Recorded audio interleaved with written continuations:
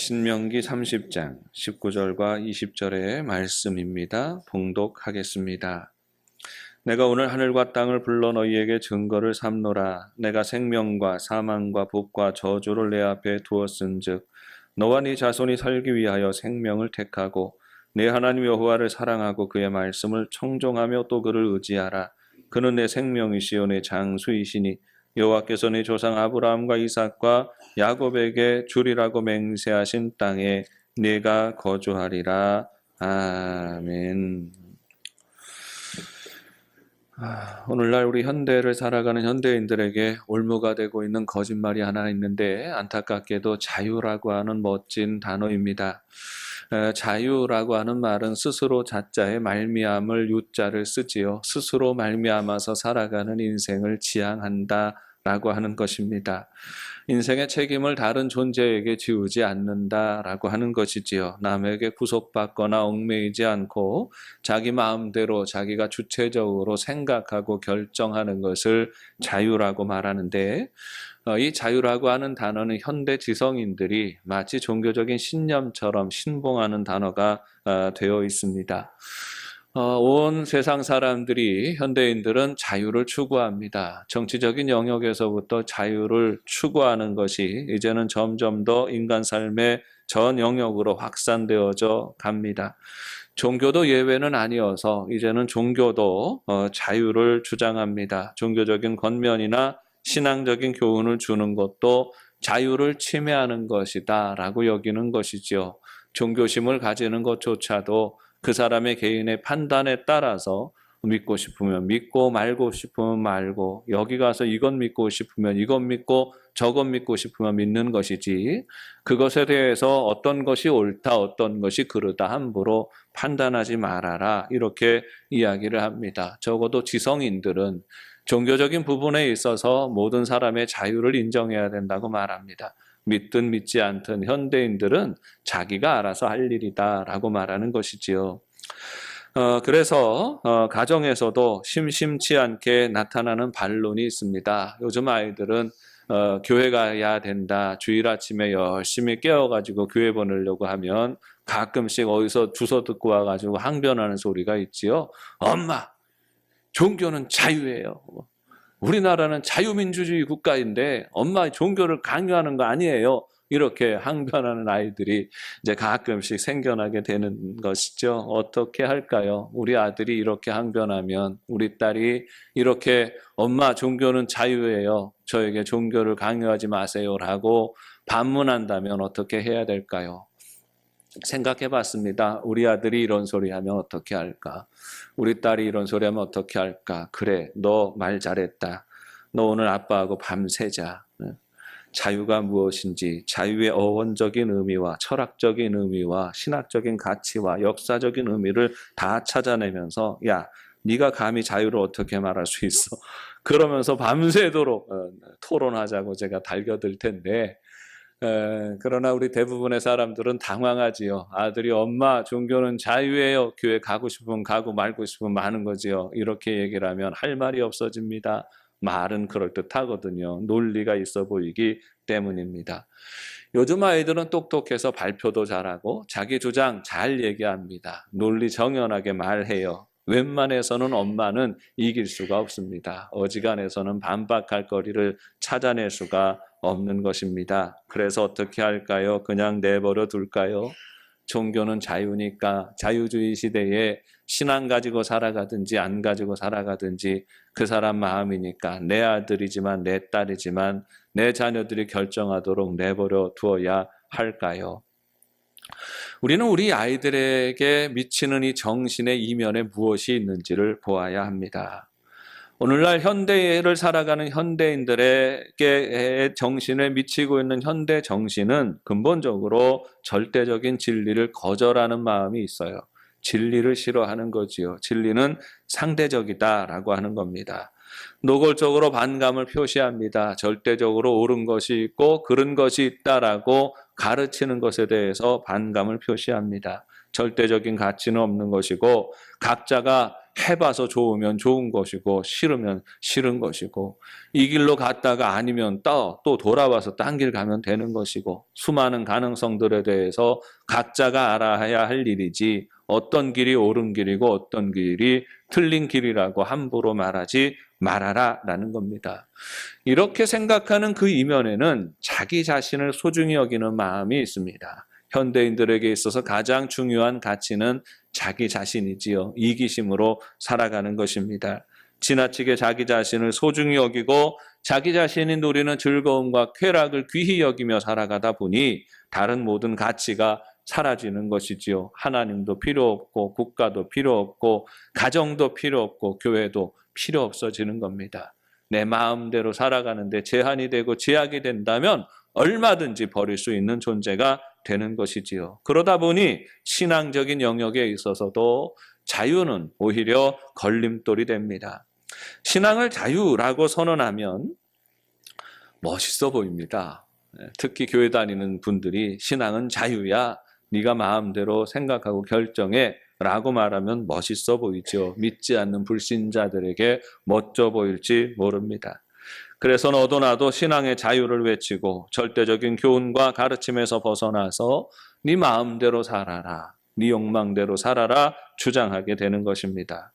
그런데 여러분 한번 생각해 보십시다. 그렇게 생각하는 것이 타당한 것일까요? 오늘날처럼 구속이 없고 풍요로운 시대에 자유라고 하는 것은 이미 자유로운 시대이지 않습니까? 이미 자유로운 시대에 자유라고 하는 것은 의미하는 것이 뭐냐 하면 내 안에 있는 욕망과 내 안에 있는 주장과 내 안에 있는 생각을 거리낌 없이 나타내면서 살아가는 것을 자유라고 말하는 것이죠. 욕심대로 욕망대로 본능대로 살아가는 것을 자유라고 포장하고 있는 것입니다. 그런데 이렇게 내 욕심을 추구하는 삶을 살아가는 것을 자유라고 하는 이 고상한 단어를 쓸 수 있게 허락해 주는 것이 타당합니다. 지난날 독재의 시대의 자유는 희망이었습니다. 가난과 궁핍의 시대의 자유는 꿈이었습니다. 그래서 자유를 위해서 목숨을 걸고 자유를 위해서 전 인생을 헌신한 사람들이 있는 것입니다. 그러나 그렇게 쟁취한 자유의 시대에 또 다른 자유를 주장하는 것은 지나친 방종인 경우가 많은 것이지요. 자유의 진정한 가치를 모르고 그저 자기 욕망, 마음대로 분출하는 것을 자유로 착각하고 있는 것입니다. 오늘날 우리는 배고프지 않습니다. 오늘날 우리는 억압과 핍박도 없습니다. 까닭 없이 붙들려가서 인신이 구속되고 고문당할 일도 없습니다. 이미 우리는 자유의 시대를 살고 있는 것입니다. 그러므로 우리가 진정으로 맛보고 누리는 이 자유가 무엇인지, 철없는 아이들이 주장하는 자유, 왜곡된 자유가 무엇인지를 분별할 줄 알아야 합니다. 진정한 자유가 무엇인지를 알아야 우리는 그 자유를 말해주고 가르칠 수가 있는 것이지요. 근본적으로 자유란 독립적인 단어가 아닙니다. 신앙은 자유다라는 이 명제는 성립하지 않는 거예요. 신앙은 자유가 아니라 신앙에는 어떠한 자유가 있는 거예요. 존귀한 자유가 있고 더러운 자유가 있어요. 신앙을 자유라고 의식한다는 건 한편으론 존귀한 인생을 살아갈 수 있는 가능성도 있고 더러운 인생을 살아갈 수도 있는 가능성이 있습니다. 이 두 가지 갈림길에 있다는 것이죠. 완전히 모든 것으로부터 자유한 상태란 아예 존재하지 않습니다. 자유는 항상 두 가지 조건을 따라 접근해야 돼요. 첫째는 무엇으로부터 자유하는 것이냐 하는 점이고 둘째는 무엇을 위하여 자유하느냐 하는 점입니다. 신앙의 자유를 생각하면 신앙을 가지지 않는 상태는 존재하지 않는다는 것이에요. 신앙이 자유다라는 것은 네가 믿든지 안 믿든지 그건 네가 결정할 일이다라고 우리 스스로 생각하는데 이것은 어폐가 있는 말이지요. 신앙은 자유다라고 할 때 믿든지 안 믿든지를 결정할 수 있는 그런 권한이 사람에게는 없습니다. 사람은 믿는 것밖에 없어요. 믿는데 이걸 믿든지 저걸 믿든지 둘 중에 하나인 것이죠. 하나님을 믿든지 아니면 수많은 우상을 믿든지. 어떤 사람은 난 아무 신도 믿지 않아. 그러니까 아무것도 안 믿는 것이야 라고 말하지만 그러나 그 이면에는 유물론이라고 하는 신을 믿는 거예요. 물질신을 믿고 있는 이 생각이 밑바탕에 있는 겁니다. 그러니까 내가 아무것도 믿지 않고 살아간다라는 것은 가능하지 않는 일이죠. 그럼에도 불구하고 신앙은 자유다라고 그렇게 선언하는 그 이면에 있는 의미는 신앙의 결정은 본인이 져야 한다는 것이죠. 하나님을 믿든지 안 믿든지 다른 신을 믿든지 하는 건 그건 누가 간섭할 일이 아니라 본인이 결정할 일이다라는 그런 주장일 것입니다. 일리가 있습니다. 맞는 말입니다. 신앙은 본인의 결정을 따릅니다. 부모의 믿음 따라 구원받는 것 아니고 형제의 믿음 따라 구원받는 것 아닙니다. 남편 잘 믿는다고 남편 바짓가랑이 붙잡고 천국 갈 수 있는 것도 아니에요. 본인이 믿어야 되는 겁니다. 신앙은 본인이 결정해야 하는 일이지요. 부모나 형제나 스승의 영향이 아니라 자기 자신이 결정해야 하는 것입니다. 그런데 이렇게 자기 자신이 결정해야 한다는 것을 가르치고 신앙의 권리를 가르칠 때에는 그 권리를 행사함으로 인하여서 겪게 되는 모든 결과에 대해서도 말해 주어야 하는 것이지요. 네가 이것을 선택하고 이것을 믿고 살아가면 어떻게 될 것이다 라는 것에 대해서 우리가 먼저 살아온 우리 세대의 사람들은 그것을 말해주고 들려주어야 할 책임이 있는 것입니다. 사람은 선택함에 따라 다른 인생을 살아갑니다. 신앙은 자유인데, 신앙은 선택인데 어떤 신앙을 선택하는지에 따라 그 인생은 달라지는 것입니다. 성경은 명확하게 그것을 구분합니다. 복과 저주라고 나눕니다. 생명과 죽음이라고 나누는 것이에요. 사람은 복 있는 인생이 있고 저주받은 인생이 있습니다. 복 있는 사람은 생육하고 번성하고 행복하고 의미 있고 존귀한 삶을 살아갑니다. 그러나 저주받은 인생은 하나님과 사람에게 버림받는 인생이 됩니다. 모욕받는 인생이 됩니다. 혐오감을 일으키는 인생을 살다가 비참하게 사라지는데 성경은 저주받은 인생의 운명에 대해서 말하기를 그 땅이 저들을 토하여 내리라 이렇게 증거하고 있는 것입니다. 복 있는 사람은 복을 향하여 나아가고 복을 누리며 살아갑니다. 저주받은 사람은 저주를 향하여 나아가고 저주받는 인생을 살아가는 것이지요. 어떻게 무엇을 선택하는지에 따라 인생은 살면 살수록 확연히 달라진 인생을 살게 되는 것입니다. 이건 가르쳐 주어야 하는 것이죠. 바르게 선택하도록, 바르게 결정하도록 가르쳐 주어야 하는 것입니다. 출애굽의 역사는 우리 인생의 자유와 선택의 역사를 조명해 줍니다. 이스라엘 백성들이 자유를 찾아서 떠난 것 아닙니까? 애굽에서 종살이하던 백성들입니다. 그런데 그 애굽에서의 삶이라고 하는 것이 이렇게 보면 또 불편하지만 또 저렇게 보면 괜찮은 면도 있는 삶이었어요. 왜냐하면 애굽은 풍요로운 땅입니다. 일찍부터 문명이 발달한 곳이에요. 비옥한 나일강 하구를 가지고 있었습니다. 뭘 하든지 잘 되는 것이에요. 농사가 잘 되는 곳입니다. 목축도 잘 할 수 있는 것이에요. 살아가는 거 먹고 사는 문제를 가지고서는 아무런 불만이 없는 것이 이 애굽 땅이었습니다. 그런데 하나님은 모세를 보내셔서 이 이스라엘 백성이 애굽에서 떠나가게 하시는 겁니다. 왜냐하면 그 땅이 죄악으로 더러워진 땅이기 때문입니다. 하나님 보시기에 아름답지 않은 땅이에요. 이스라엘 백성들이 애굽 땅에서 살 때 풍요로움을 누렸습니다. 풍요의 자유를 누렸지요. 물질의 자유를 누렸습니다. 그런데 반면에 이스라엘 백성들은 죄악에 얽매였습니다. 죄악에 구속이 되었어요. 거기에서 우상들에게 매였습니다. 귀신들에게 매였습니다. 그 풍조 안에서 만연한 음란하고 방탕한 죄악들에 매여져 있었다라고 하는 것이죠. 하나님은 거기에서 떠나라 하시는 겁니다. 애굽에서 떠나라라고 말씀하시는 것은 애굽의 신들로부터 자유해라. 애굽의 더러운 문화로부터 자유해라. 애굽의 죄악된 풍조로부터 떠나가라라고 하시는 말씀이 있는 것이고 이스라엘 백성들은 이 말씀에 순종합니다. 이렇게 살아가는 것이 인간답게 살아가는 것이 아니라 이렇게 살아가는 것이 가치 있는 인생이 아니다라는 것을 아는 것이지요. 그래서 그것을 떨치고 일어나게 되는 것입니다. 하나님은 이스라엘 백성들에게 자유를 선포하십니다. 이스라엘 백성들이 그 땅에서 떠나가는 자유예요. 애굽에서 얽매이지 않는 자유입니다. 비록 광야라고 할지라도 더 이상 종살이하지 않는 것. 죄악의 쓴 뿌리에 매이지 않는 것이 참 자유인의 삶인데 이 자유인의 삶을 향하여 나아가는 것입니다. 애굽을 떠나가면서 이스라엘은 죄악과 이별하는 법을 배웁니다. 우상과 음란과 더러운 죄로부터 떠나는 법을 배웁니다. 그리고 약속의 땅을 향하여 나아가는 것이지요. 더러운 데서 떠나서 정결한 데로 나아갑니다. 죄악된 곳에서 떠나서 거룩한 곳으로 나아갑니다. 종살이하던 천박한 인생에서 변화되어서 하나님의 자녀되는 선민이 되는 거룩한 삶으로 나아갑니다. 이걸 자유라고 말하는 거예요. 이걸 존귀한 자유의 가치라고 말하는 것입니다.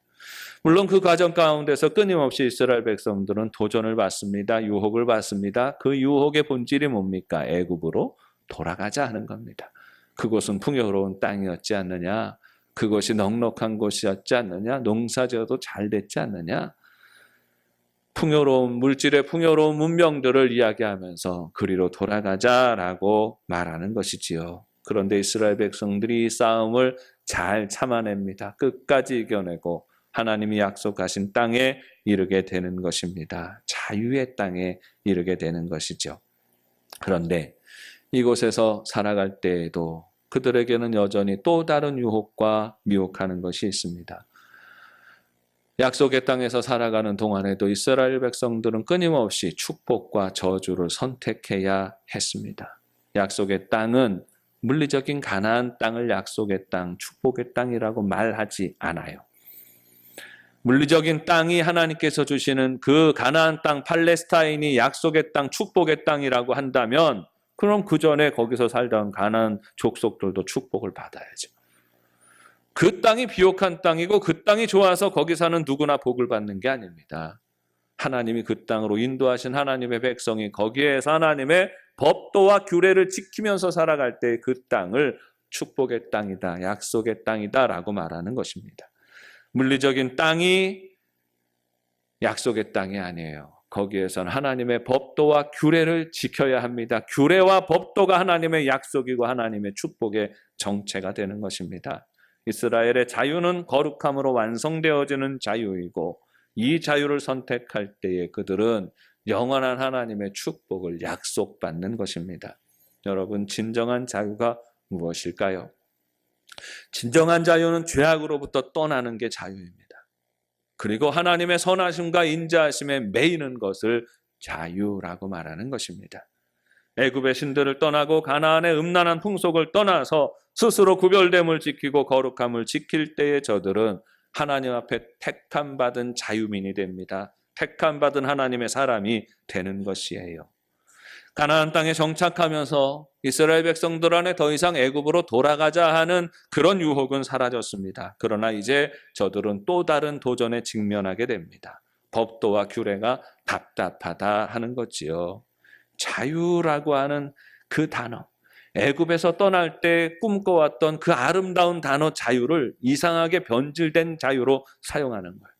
여기 와서 살아보니 법도와 규례를 지키면서 살아가는 것이 답답하다는 거지요. 그래서 다시 돌아가자, 애굽으로 돌아가자, 애굽처럼 살자라고 말하는 것입니다.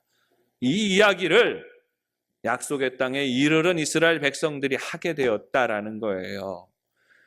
약속의 땅에 이르도록, 그 자유의 땅에 이르도록 그들의 아버지는, 그들의 어머니는, 그들의 할아버지는 목숨을 걸고 거기까지 왔는데 철딱선이 없는 그들의 자녀들은 그곳에서 자기 아버지가 목숨 걸고 지켰던 법도와 규례가 답답하다고 떠나자고 말하는 겁니다.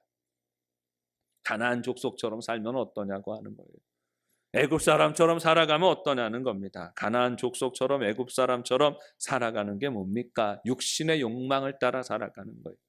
풍요로운 물질주의 문명을 따라 살아가는 거예요. 육신의 쾌락에 집착하면서 살아가는 겁니다. 여러분, 그 당시에 고대 중동에 하나님 알지 못하는 사람들이 이루어내는 모든 문명이 그랬어요. 우상으로 가득 차 있었고 인간의 존엄성이 사라지고 그 안에서 온갖 음란하고 타락한 행동들이 만연했다는 겁니다.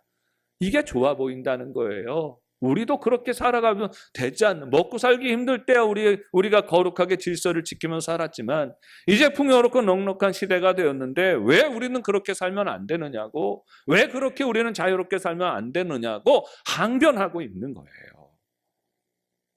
이들도 자유라는 단어를 씁니다. 그들의 아버지는 목숨 걸고 애굽을 떠나면서 자유를 찾아 떠났는데 이제 약속의 땅에 이른 그들의 자녀들은 이 하나님의 규례와 법도가 답답해서 못 살겠다고 애굽으로 돌아가겠다고 자유를 외치고 있는 겁니다. 여러분, 여기서 자유가 가지고 있는 특징을 보게 됩니다. 자유는 중도적이죠. 누구나 다 쓸 수 있습니다. 그래서 자유는 그 자유를 뭐라고 표현하는지를 봐야 되는 거예요. 이스라엘 백성들이 애굽을 떠날 때 죄악으로부터 자유하고 더러운 것으로부터 자유하고 우상으로부터 자유하고 하나님께 매이는 길을 택했습니다. 존귀하고 아름다운 축복과 생명이 있는 자유를 택하여 나아간 거죠. 그들의 자녀들이 가나안 땅에 이르렀을 때 먹고 살만해지니까 풍요롭고 배 부르고 등 따셔지니까 다시금 애굽으로 가자고 가나안 족속처럼 살겠다고 욕망을 따라 살겠다고 말하는 것은 하나님으로부터 떠나서 법도와 규례로부터 떠나서 인간의 존엄성으로부터 떠나서 다시 짐승처럼 살아가고 다시 천박하게 살아가고 다시 죄악에 얽매여서 방탕하게 살아가는 그 삶이 뭐가 나쁘냐라고 항변할 때의 자유를 쓰는 거예요. 이건 더러운 자유예요. 자유가 자유라고 다 자유가 아니에요. 그 자유가 무엇을 바라보고 무엇을 추구하는 자유인지를 보아야 하는 겁니다. 일제강점기에 우리 민족은 자유를 위해 싸웠습니다. 독재의 날들 동안에 우리는 민주주의를 위해서 싸웠습니다. 참 하나님을 알지 못하고 핍박함이 가득하던 시대에 우리는 신앙의 자유를 위해서 싸웠습니다. 복음을 마음껏 전하기 위하여서 하나님의 복음을 마음껏 선포하기 위하여서 우리의 선배들은 목숨을 걸고 영적인 자유를 위해서 싸웠습니다. 그런데 지금 민주주의를 이루었습니다. 민족의 독립을 이루었습니다. 신앙의 자유를 이루었습니다. 그런 나라가 되니 이제 사람들은 슬금슬금 다시 더러운 자유를 말하는 겁니다. 더러운 자유를 주장하는 시대가 되었습니다. 인간이 인간 되는 것은 규례와 법도를 지키며 최소한 이 규례와 법도에서 근거한 윤리와 도덕을 지키면서 살아갈 때에 인간이 인간 되는 것인데 이 규례와 법도가 인간 삶의 윤리와 도덕이 이게 굴레가 되고 이게 멍해가 된다는 겁니다. 너무 무겁다는 것이에요. 이제 사람이 똑똑해지고 건강해지고 할 수 있는 것 다 누리면서 살아갈 수가 있는데 온갖 것 다 하고 다 누리며 살아가는 것이 왜 제한되어져야 하느냐? 왜 도덕적으로 눈치 봐야 하느냐? 이렇게 반문하는 것입니다. 오늘날 많은 질서가 무너집니다. 특별히 성적인 질서가 무너지고 거룩한 질서가 무너집니다. 동성애와 수간과 온갖 무질서와 더러운 행위들을 마음대로 할 것을 주장하면서 이 사람들이 자유를 말하는 것이죠. 오늘날 차별방지법이라는 것이 국회에서 이제 계속 제안이 되어집니다. 어제는 동성애 축제가 우리 부산 해운대에서 있었어요. 남의 나라 얘기인 줄로만 알았더니 이제는 우리 동네 한복판에서 벌어지는 일들이 되어버렸습니다. 우리 교인들 안에서도 동성애에 대해서 인권을 존중하고 좋은 얘기로 많이 나오잖아요. 그러는 것처럼 그냥 취향으로 존중해 주어야 한다라고 생각하시는 분들도 계실 겁니다. 그런데 그 생각이 얼마나 위험한 생각인지 우리는 알아야 되죠.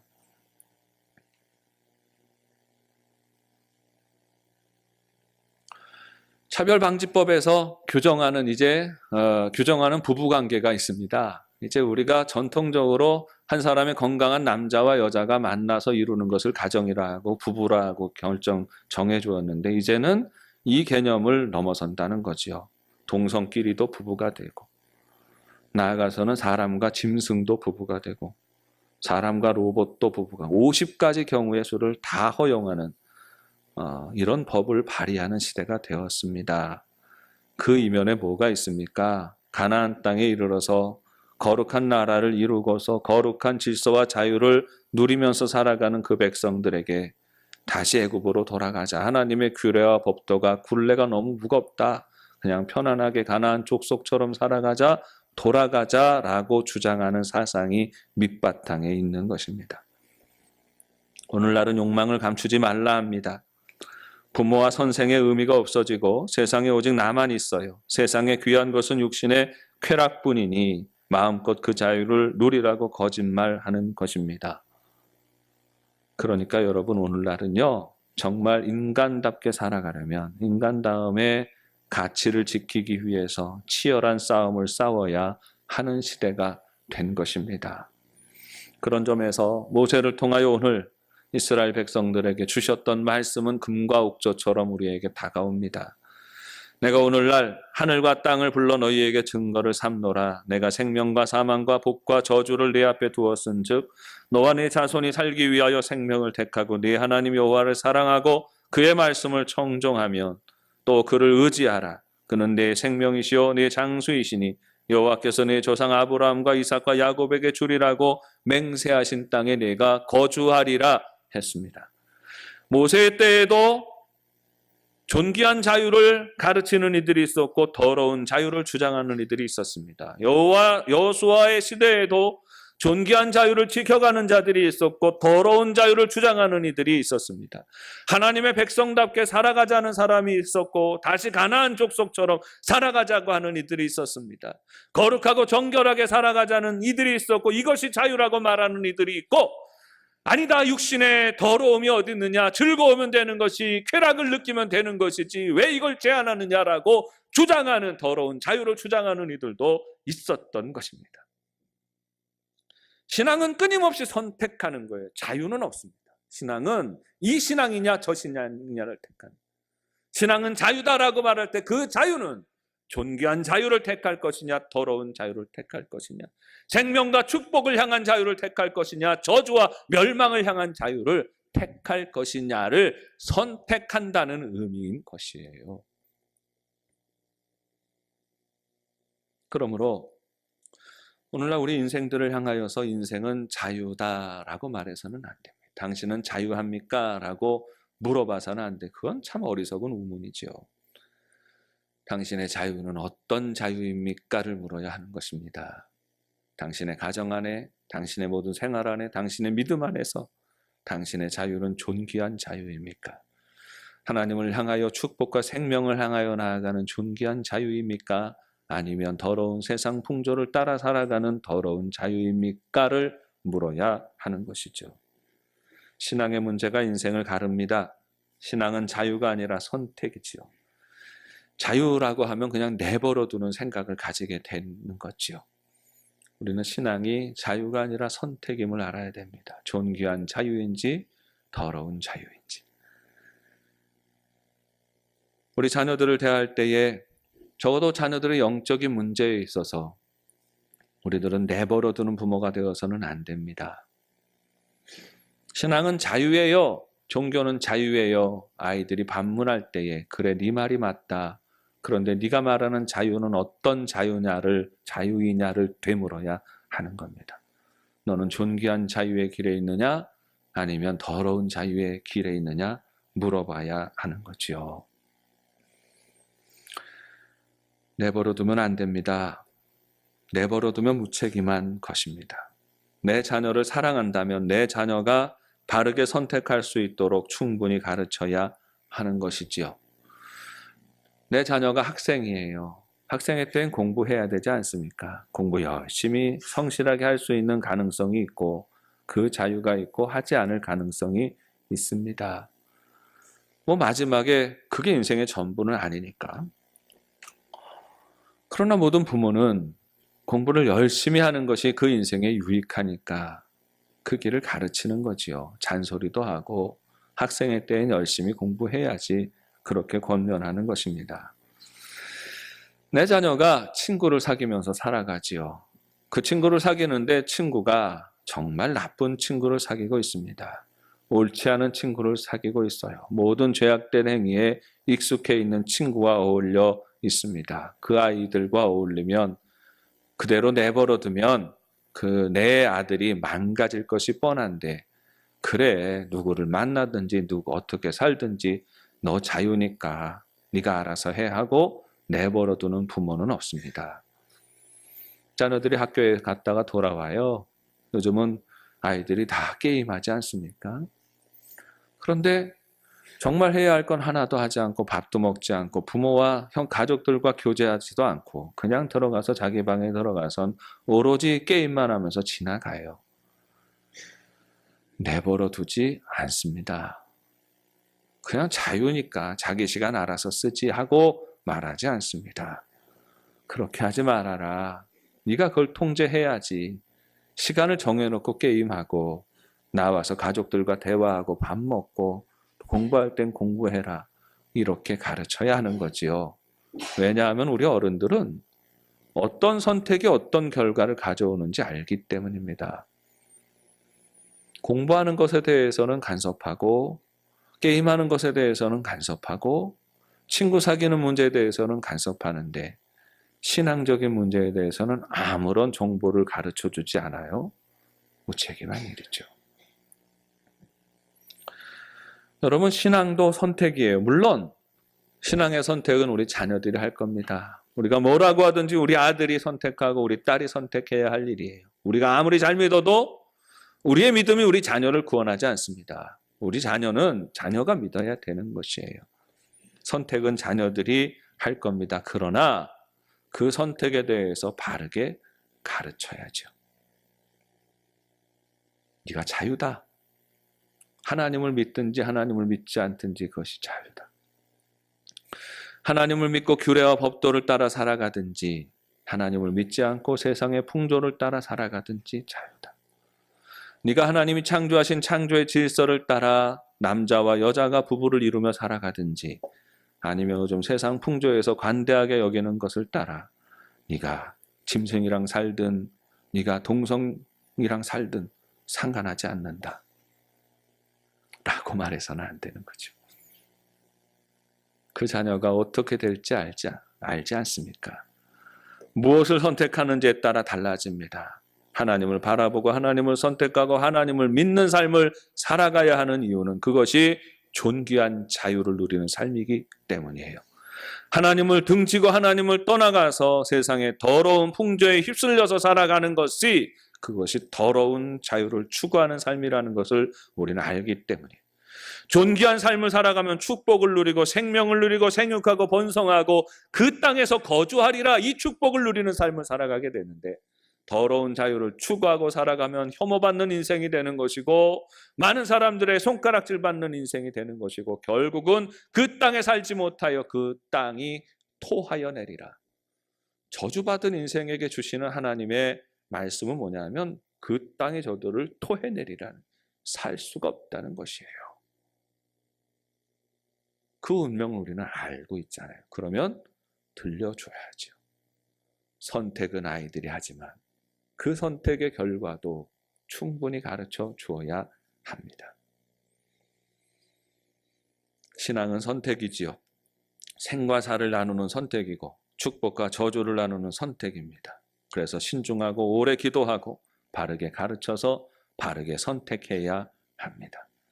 내 하나님 여호와를 사랑하고 그의 말씀을 청종하며 또 그를 의지하라고 여러분 가르치세요.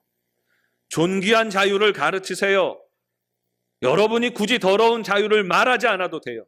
인권을 빙자해서 수많은 여러 가지 인간적인 논리들을 빙자해서 여러분이 그걸 가르치지 않아도 돼요. 어차피 세상에서 수없이 우리 자녀들은 그 정보를 들어요.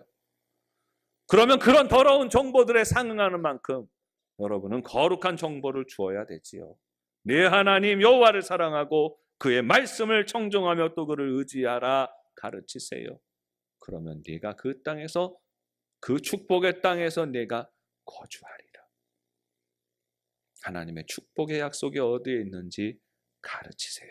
왜냐하면 그것이 생명과 축복의 길이기 때문입니다. 기도하겠습니다. 하나님 아버지, 주님의 은혜를 감사하고 찬송합니다. 한량없는 은혜와 사랑으로 말미암아 우리가 하루하루 살아가는 것임을 고백합니다.